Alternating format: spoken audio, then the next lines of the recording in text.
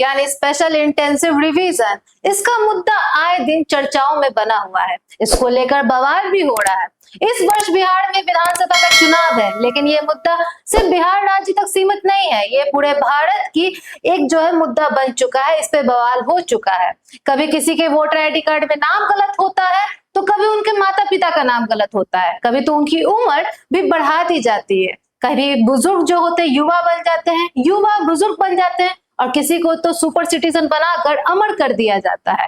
और अभी ये बवाल थमा नहीं है। निर्वाचन आयोग के ऐसे चमत्कार हमें आए दिन देखने को मिल रहे हैं। वहीं पर कुछ दस्तावेज जो है, जो आम जनता के लिए काफी महत्वपूर्ण होते हैं, जैसे आवासीय प्रमाण पत्र, वो आम जनता को तो बन नहीं रहा है सही से सही समय पर, लेकिन डॉग बाबू और डोनाल्ड ट्रंप का जरूर बन जा रहा है, वो भी बिहार में आवासीय प्रमाण पत्र बन रहा है। तो आज इसी मुद्दे को लेकर पूरी जानकारी लेकर हम आए हैं एकदम कड़क के मंच पर, जहां पर हम आपको जानकारी देंगे कि एसआईआर क्या है, इस पर बवाल क्यों हो रहा है, और क्या है इसके अन्य कॉज कारण, और साथ ही साथ क्या इसका हल हो सकता है, और क्या है इस पर विपक्ष और सत्ता पक्ष का पहलू और प्रतिक्रियाएं। तो नमस्कार, मैं सुरभि मानसी, और आपने देखना शुरू कर दिया एकदम कड़क, और हमारे साथ है कृष्णा कुमार। सही बात है कि जब से जो स्पेशल इंटेंसिव रिवीजन यानी एसआईआर चालू हुआ है, वो आप विधानसभा का देखिए या फिर मानसून सत्र जो दोनों लोकसभा में भी चल रही है और अपना यहाँ भी चला, बिहार में भी चला। हाँ, बिहार मानसून सत्र जो चला, जहाँ पर हंगामा ही हंगामा हुआ। जो विपक्ष दल के नेता थे और जितने भी विधायक थे, सब जो है काले कपड़े में आते थे और वहां पर जो वो इसका विरोध करते थे कि इसकी चर्चा हो, स्पेशल इंटेंसिव रिवीजन जो वोटर पुनरीक्षण हो रहा है उसकी जानकारी लोगों तक दी जाए।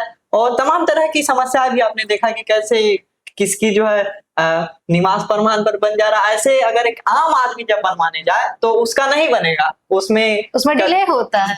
कभी फोटो के लिए आपको हटा दिया जाएगा कि इसका जो फोटो है वो एक्सेप्टेबल नहीं है, लेकिन डॉगी बाबू का बन जा रहा, डोनाल्ड ट्रंप का बन जा रहा।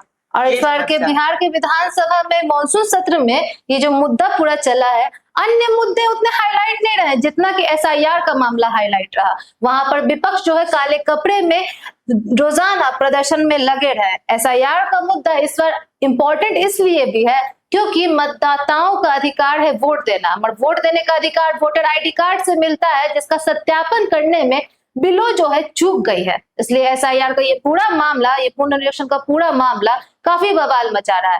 तो कृष्णा कुमार, हम आपसे पहले ये जानना चाहेंगे एसआईआर है क्या, ताकि हमारी जनता जो है जान सके सही ढंग से कि एसआईआर है क्या।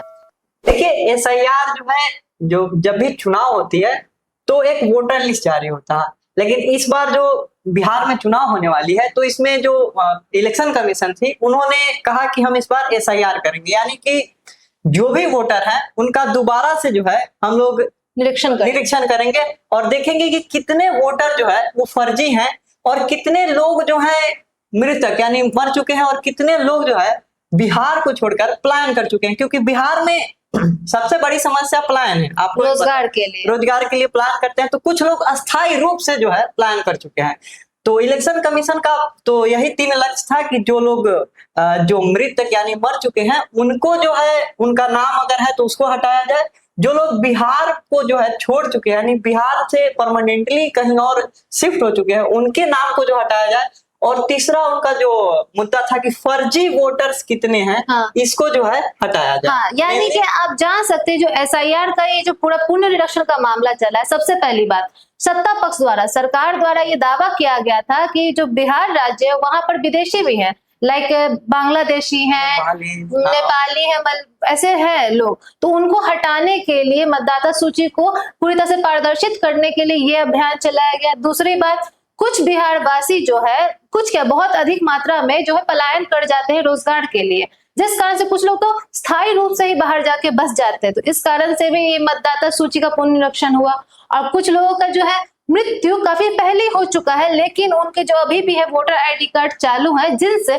ये काफी बजट गड़बड़ा जाता है, गड़बड़ हो जाती है बिहार की अर्थव्यवस्था। इसको मद्देनजर रखते हुए पुनरीक्षण पूरा किया गया है। इसलिए आपको मैं बताऊं कि एक मिनट की एक कहावत भी चलती है कि एक बार ना वोटर बूथ पे जब वोटिंग हो रहा था तब एक जो व्यक्ति है वो वोटिंग बूथ पे जाता है और पूछता है कि लाइक हम किसी का एग्जांपल ले तो कि ये फलाना देवी का वोट जा चुका है, तो वहां पर जो वोटर जो टिक करते हैं वो बोलते हैं हाँ ये तो वोट देकर कब का जा चुकी है, 1 घंटा पहले ही वोट दे दी है। अच्छा।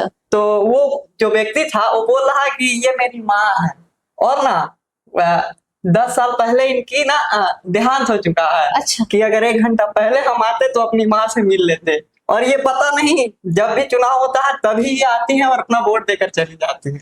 मतलब ऐसा देखा जाए तो काफी फर्जी वोट्स भी मिलते हैं हर साल, हर चुनाव में। इसका मतलब यही साहब। हाँ। तो अभी जो ये पूरी प्रक्रिया चली, पुनरीक्षण का मामला इतने अच्छे मुद्दों के कारण हो रहा था, तो फिर इसमें बवाल क्यों हो रहा था? देखिए बवाल का कारण जब ये हुआ ना कि जब पहली ड्राफ्ट आई और वहां पर इलेक्शन कमीशन के द्वारा बताया गया कि 65 लाख लोगों का नाम काट लिया गया है, और बवाल तब शुरू हुआ जब हमने पहले ही चर्चा किया कि कैसे जो है डॉगी बाबू का जो है आवासीय बन जा रहा है, तो कभी सोनालिका ट्रैक्टर का, तो सनी लियोनी तक का जो है आवासीय बन जा रहा है। लेकिन एक आम आदमी अगर आवासीय बनवाने जाए तो उसको कितनी समय और कितनी जो है धक्के और भ्रष्टाचार के भी कभी कभी शिकार होते हैं। और क्यों ये समस्या क्यों आ रहा है? सबसे बड़ी समस्या तो यह है कि एक व्यक्ति का जो है 2-2 जगह पे नाम है। और इसमें ऐसा नहीं है, शुरुआत जो हुआ नेता प्रतिपक्ष तेजस्वी यादव से हुआ, उसके बाद ये मामला जो है बिहार के अभी जो उप मुख्यमंत्री है विजय कुमार सिन्हा उन पे गया। और इन दोनों का, विजय कुमार सिन्हा का तो आपने देखा ही कैसे बांकीपुर विधानसभा में उनका नाम है, और उनके जो जहां से वो विधायक हैं वहां से भी नाम है। अच्छा। तो अब मैं ये कहना चाहूंगी जो 65 लाख काटे गए हैं तो उनमें वो मृतक लोग भी हैं और जो स्थायी रूप से पलायन कर चुके वो भी है, तो फिर क्यों, मतलब उसमें कुछ ऐसे लोग भी जो जिंदा है, जो बिहार वासी हैं, ऐसे लोग भी शामिल हैं? हाँ, समस्या यही पे आ रहा है कि अगर आप 65 लाख लोगों की जो वोटर लिस्ट से नाम काट रहे हैं और आप बता रहे हैं कि जो पलायन कर चुके हैं हम उनका नाम काटे हैं, जो फर्जीवाड़े थे उनका नाम काटे हैं, और उसके बाद आप बोल रहे हैं कि जो पलायन कर चुके हैं, जो मृतक हैं और जो फर्जीवाड़े, इन सब का अगर नाम काट दिया गया है तो फिर जो ये है डबल नाम कैसे आ रहे हैं, एक ही मकान संख्या कैसे आ रहा है, एक ही जगह पे 200 से 250 लोग का नाम जो है कैसे आ रहा है? इस पर मैं कुछ उदाहरण भी देना चाहूंगी। अभी आरा से ही, बिहार के आरा जगह से एक मिंटू पासवान नाम के व्यक्ति हैं, वो सुप्रीम कोर्ट में गुहार लगा रहे हैं कि मैं जिंदा हूँ माय लॉर्ड, मैं जिंदा हूँ। आप जानते हैं क्यों?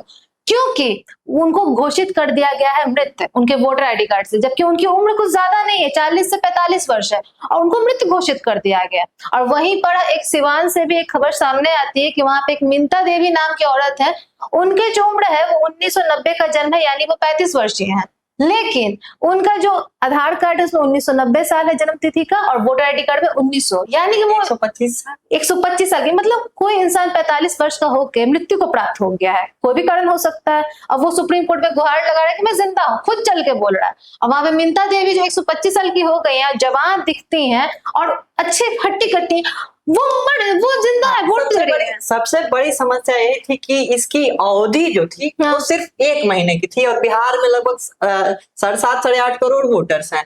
अब इतनी सारी जो वोटर्स हैं उसको 1 महीने के अंदर में जो है इसकी अवधि जो थी वो बड़ी समस्या थी। उसके बाद में तमाम तरह की जो प्रोसीडिंग है कि आपको ये डॉक्यूमेंट देना, उसमें आप आधार नहीं ले रहे हैं, राशन कार्ड है उसको नहीं ले रहे हैं, तमाम तरह की जो रोजमर्रा की डॉक्यूमेंट्स है उसी को आप नहीं मान क्यों नहीं ले रहे हैं? मतलब आधार कार्ड मान्यता प्राप्त होता है, सिर्फ निवासी तो नहीं होता, राशन कार्ड भी मान्यता होता है, सब एक दूसरे से लिंक है, तो इसको मान्यता क्यों नहीं दिया जा रहा है? ये बड़ी समस्या थी जिसको सुप्रीम कोर्ट ने भी बोला कि आपको आधार को, राशन को और मनरेगा कार्ड, जॉब कार्ड, ये सबको आपको मान्यता देना चाहिए और इसको कंसीडर करना चाहिए। हालांकि बाद में इलेक्शन कमीशन ने इस पे रुख अपनाया भी, लेकिन सबसे बड़ी समस्या जो देखने को मिली कि इतनी कम अवधि में बीएलओ जो काम किए वो तो है ही, लेकिन इसमें जो गड़बड़ी हो रही है कि हाउस नंबर किसी का जो है सीरियल नंबर से 1 है तो कुछ लोगों का ही 1 चला जा रहा है, फिर इसमें नाम गड़बड़ हो जा रहा है, किसी के पिता का नाम जो है वो गड़बड़ हो जा रहा है। आपने भी जैसे बताया कि कैसे पिता के नाम में XYZ आप हाल ही में राहुल गांधी द्वारा जो एक प्रेस कॉन्फ्रेंस हुआ जहां साफ कुछ लोगों के निर्वाचन आयोग में नाम दिखाया गया, वहां पर उनके पिता का नाम, माता का नाम जानते क्या है? ABCDZYZ। मतलब क्या कहना चाह रहे हैं आप? एक मूवी आई थी अक्षय कुमार की, खिलाड़ी 786, वहां पर है ना अपने बच्चों का नाम नंबर से रखा गया था, 51, 58, 52। तो क्या इस तरह से अब अपने माता पिता का नाम अब ABCDZI पूरा खबर नहीं है, ABCDZI मतलब ये एक व्यंग की बात है कि किस तरह से लचीलेपन से निर्वाचन आयोग का कार्य हो रहा है, जबकि सुप्रीम कोर्ट ने ऑर्डर दे दिया है। और आजकल इतने दस्तावेज हैं, आप एक बार निरीक्षण अच्छे से करिए कि पारदर्शिता आ सके। देखिए बात ये भी है ना कि कैसे जो इस पूरा प्रारूप बताया गया, इलेक्शन कमीशन ने एक रूल भी ला दिया कि अगर आप 45 दिन के अंदर अगर आप शिकायत नहीं करते हैं तो उसका जो CCTV फुटेज है उसको डिलीट कर दिया जाएगा। अब देखिए इतनी बड़ी विडंबना है कि पूरे भारतवर्ष में इतनी बड़ी चीज है, लेकिन अगर चुनाव होता है आप 45 दिन के अंदर कुछ अपनी शिकायत दर्ज नहीं करते हैं तो सारी जो वीडियोस है, जो आप जानते होंगे वीडियोस CCTV कैमरा लगते हैं, रिकॉर्डिंग होती है। एक स्टेट लेवल की म्यूनिसिपैलिटी की चुनाव हुई थी, वहां पर आप एक वीडियो वायरल हुआ था कि कैसे जो है फर्जीवाड़ा वोटिंग को जो है पकड़ा गया था। लेकिन अब क्या ऐसी क्या समस्या आ रही है कि जो इलेक्शन कमीशन है उसको 45 दिन के अंदर ही वीडियो डिलीट करना पड़ रहा है, और 45 दिन में अगर आप पिटीशन नहीं डालते, जैसे राहुल गांधी ने कर्नाटका चुनाव का जो है एग्जाम्पल दिया, हालांकि कर्नाटका में उन्हीं की गवर्नमेंट है, अच्छा उन्होंने दिया, लेकिन इलेक्शन कमीशन का जो एक रूल है कि आप 45 दिन के अंदर अगर पिटीशन नहीं करते हैं तो वो वैलिड नहीं माना जाएगा। और चाह कर भी राहुल गांधी जो है अभी पिटीशन नहीं डाल सकते हैं, क्योंकि कल कर्नाटका चुनाव के तो अब लगभग साल 2 साल होने वाले, प्लस में बिहार जो भारत में लोकसभा के चुनाव हुए हाँ उसका भी अब 24 जून में हुआ था, जी आपका 25 जून खत्म हो गया, साल भर से ज्यादा हो गया, तो अब आप कर नहीं सकते हैं, क्योंकि जो इलेक्शन कमीशन ऑफ इंडिया का जो रूल है वो तो है, और आपको तमाम तरह की जो आप करना चाहेंगे भी तो वो रूल्स के कारण आप कर नहीं पाएंगे। और बिहार में जो है तमाम तरह की नामें काटी गई है, तमाम तरह की बवाल हो रही है कि 120 साल की उम्र में के लोग जो है वोटर आईडी में, और 35 साल 45 साल के जो मृत घोषित हो जाए, मृत घोषित कर दिया जा रहा है। तो यहाँ तक कि जो आरा के जो मिंटू पासवान है उन्होंने ये दावा किया है, और ऐसी काफी बातें आई है लोगों से, जनता सामने आई कि जो ब्लो है जिनको सत्यापन करने के लिए घर घर जाना था पुनर्निरीक्षण के मामले को लेके, वो हर घर तक नहीं गई है, ये साफ है। वही अब अवधि की बात है ना, आप 1 महीना दीजिएगा तो कैसे होगा? वही समस्या, बड़ी जनसंख्या है पूरे भारत की, भारत छोड़िए बिहार में भी कम जनसंख्या नहीं है, तो उसको इतनी जल्दी कवर करना आसान नहीं। और सबसे बड़ी बात है कि ये जो पूरा निरीक्षण का मामला है वो पर्व में से थोड़े समय पहले, पर्व के थोड़े टाइम ही होना चाहिए, क्योंकि उस टाइम जितने भी लोग बाहर अस्थायी रूप से भी हैं वो घर लौटते हैं, बिहार आते हैं। आपका कहना सही है। डॉक्यूमेंट्स जो है वो सबसे बड़ी समस्या है कि देखिए अब आप ही आवासीय बनाने जाएंगे तो कम से कम 15 दिन लगते हैं जी। आप महीना दिन में करते हैं। और देखिए इसमें क्या समस्या आ रही है कि हम अब मेरे पास आवासीय अगर नहीं है तो हमको बनवाने जाना होगा, और एकदम से सब लोग ही बनवाने चल जाएंगे, जितनी जनसंख्या उसके पास तो बहुत कम।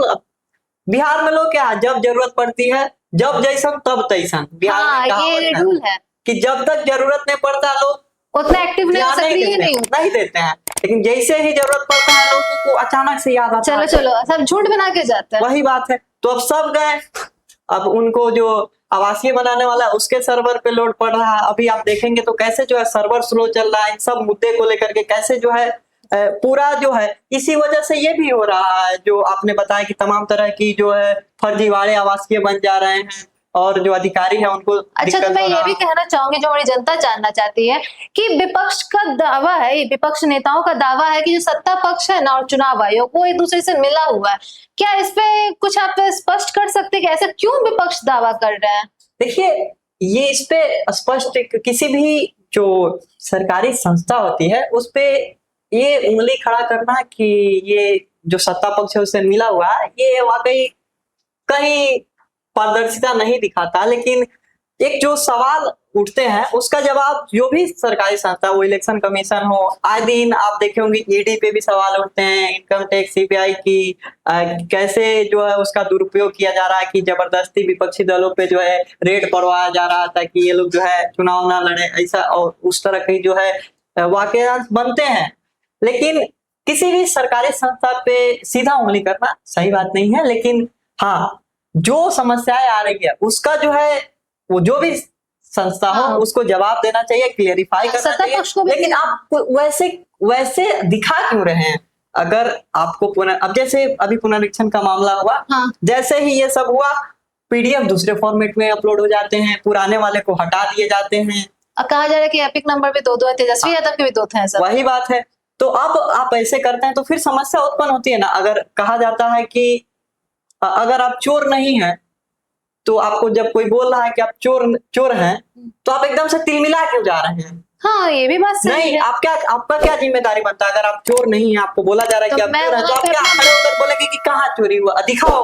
हाँ, मैं खुल के सामने आऊंगी, मैं सामने बोलूंगी आओगे। कि आपके पास क्या सबूत है, मुझे पता ही है। समस्या यही आ रही है कि इलेक्शन कमीशन जो है पहले पीडीएफ बदलती है, जो ड्राफ्ट डाले थे उन लोगों ने, अब ऐसा कर दिया ना कि आप अपना खुद का स्वयं ही देख सकती हैं।